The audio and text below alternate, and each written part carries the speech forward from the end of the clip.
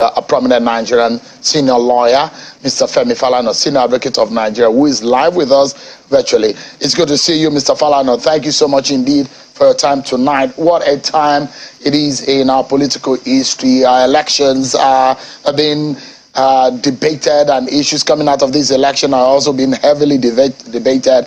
I know you are a reputable lawyer in the land, and I know that you know the rules guiding substantial cases before the court, and I know you might not want to delve into those matters, but without having to touch on the meat of the petitions before the Presidential Election Tribunal, there's been a lot of controversy. Can you please give some kind of explanation and some kind of explainer on what has divided many Nigerians on the issue of the Section 134 of the Constitution, in just simple time, without delving into the meat of what is before the court?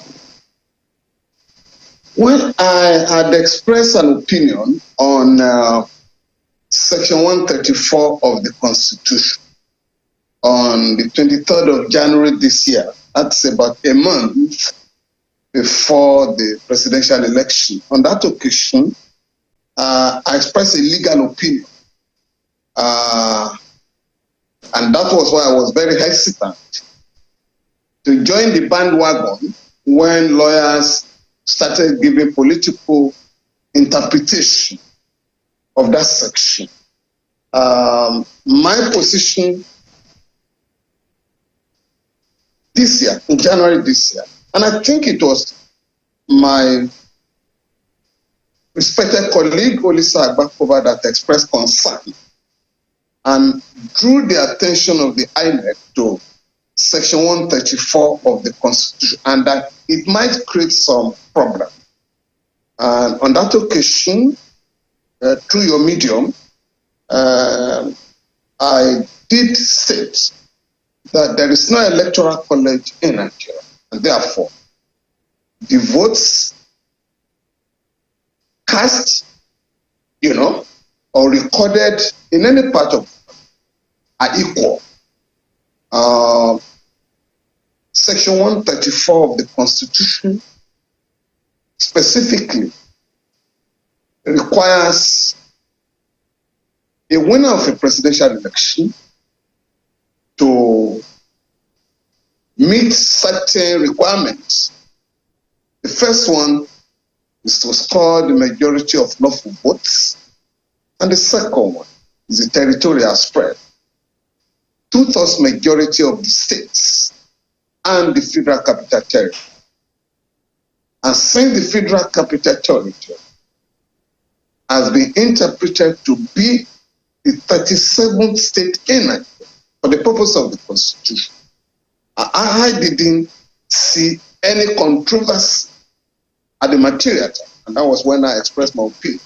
But now that it has become a serious legal issue, and the matter is now pending in court, I'm very, very reluctant to speak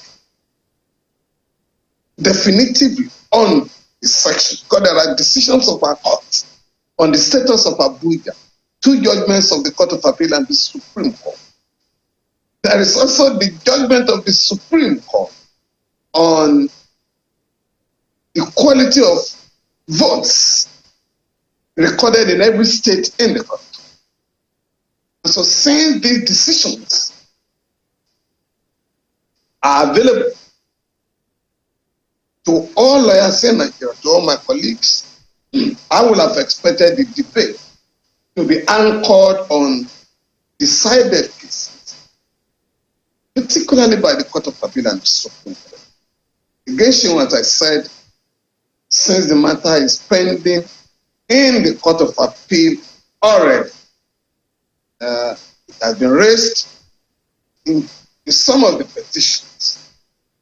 To that extent, I'm not expected to express my opinion so that one does not disrespect the court. But as I did say, I had expressed an opinion when the election had not held, a month to the presidential election. And I stand by my position, which is that Abuja has been interpreted to be the 37th state in it. I can't go beyond that for now, Shem.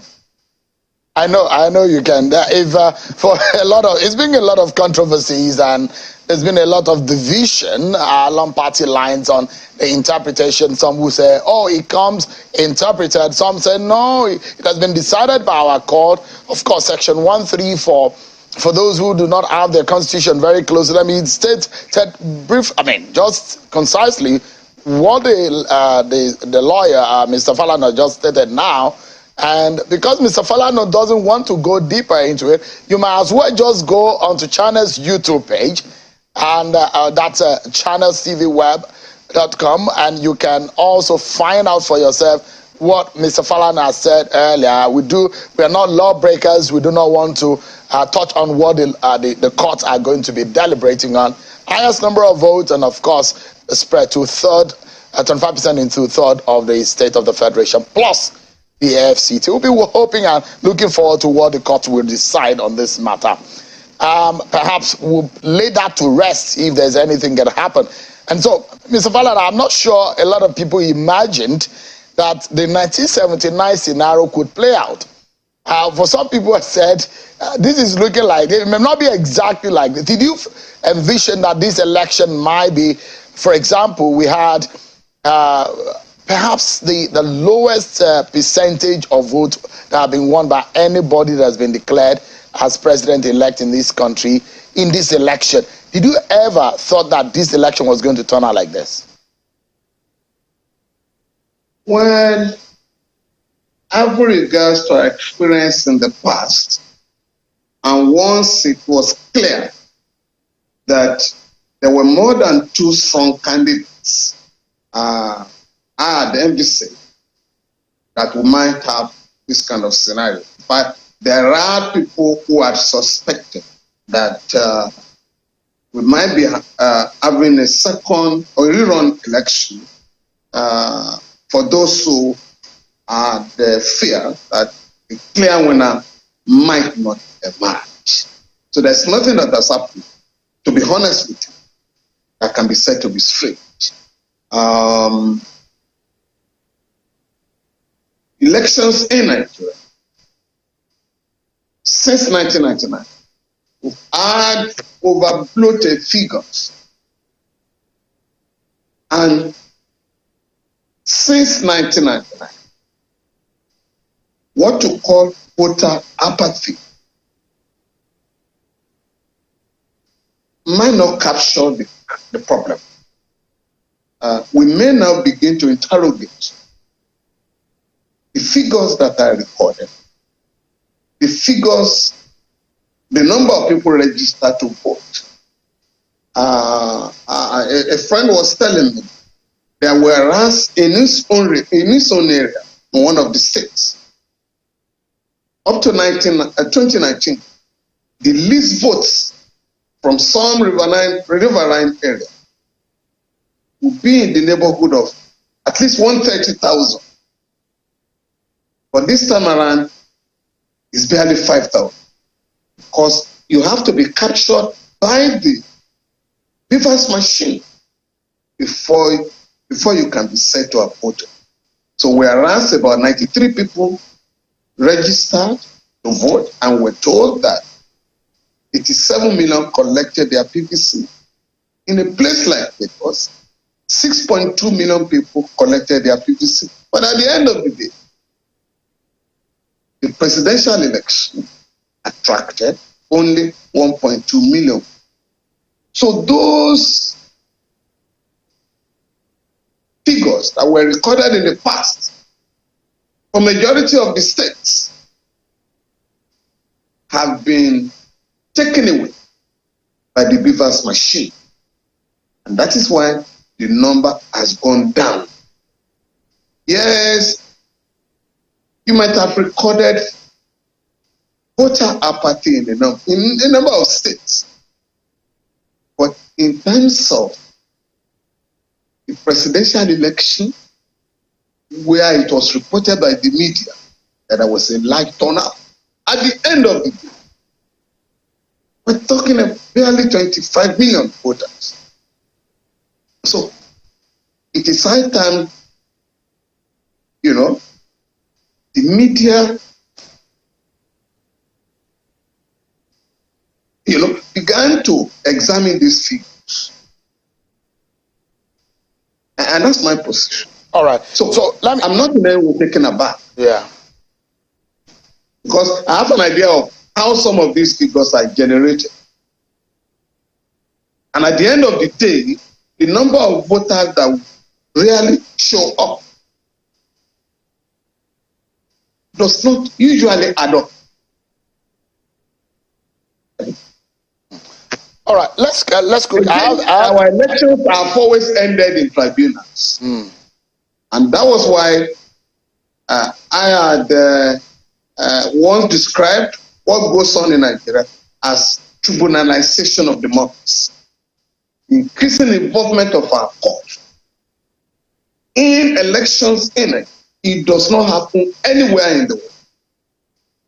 For instance, we had 1,200 pre-election cases, 600 appeals in the Court of Appeal, and about 120 in the Supreme Court.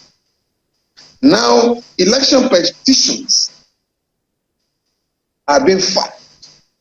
400 judges, 7 judges have been invited to participate in election petition, to hear election petition cases.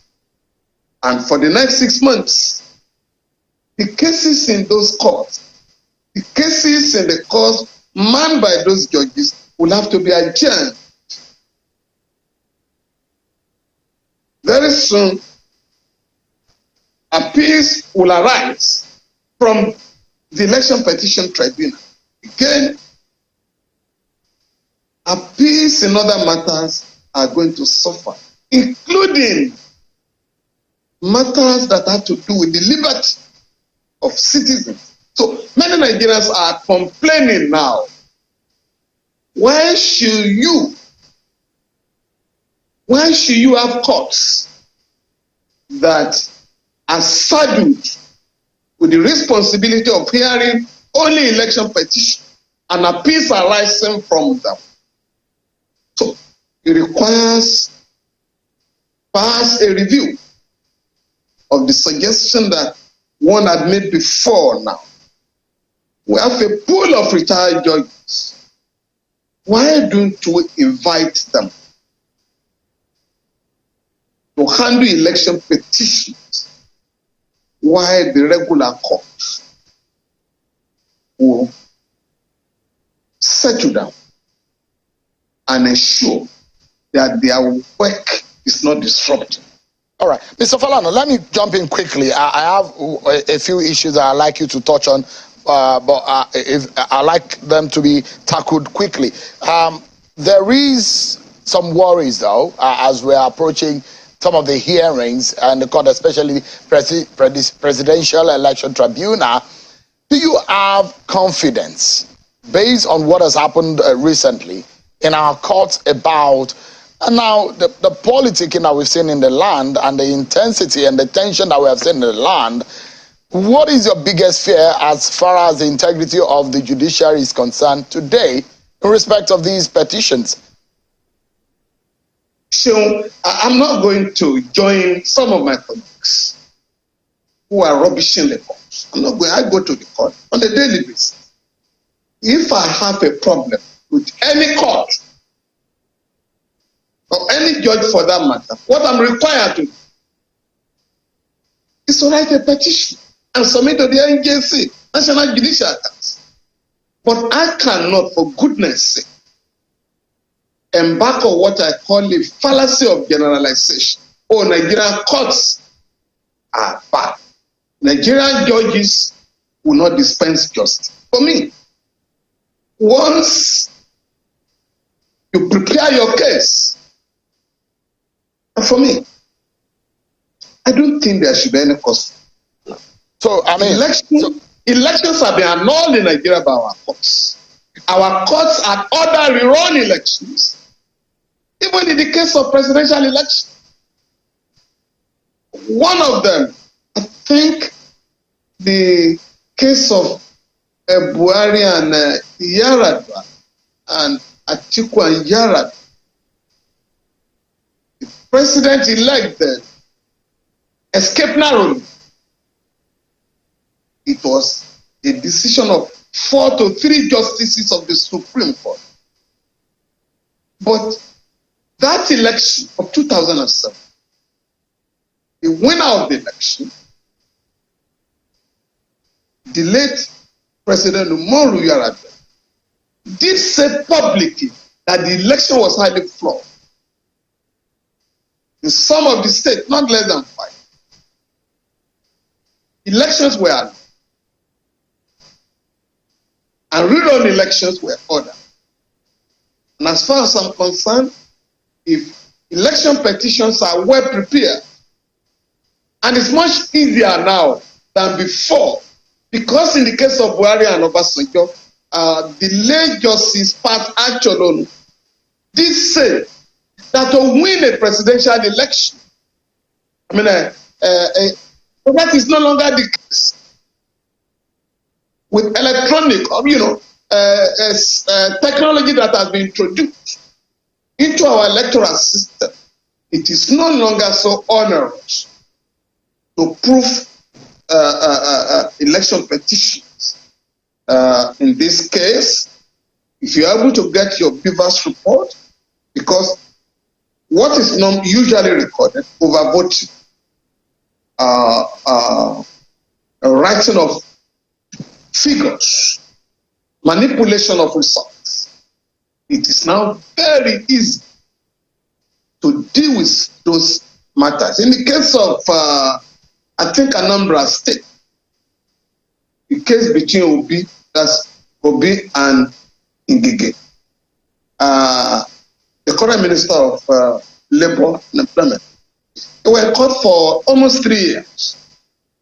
You had a man who didn't win election, who was in power for 3 years. So at the time the case was decided, and the argument arose as to whether somebody who didn't win election will be in office for 3 years, while the winner will just go in there for 12 months. And I think on that occasion, Mr. Peter Obi did say, I just want to go and complete the tenure. And I had to say, what tenure? He had no tenure. His tenure is unknown to law. So go to court and ask for an interpretation.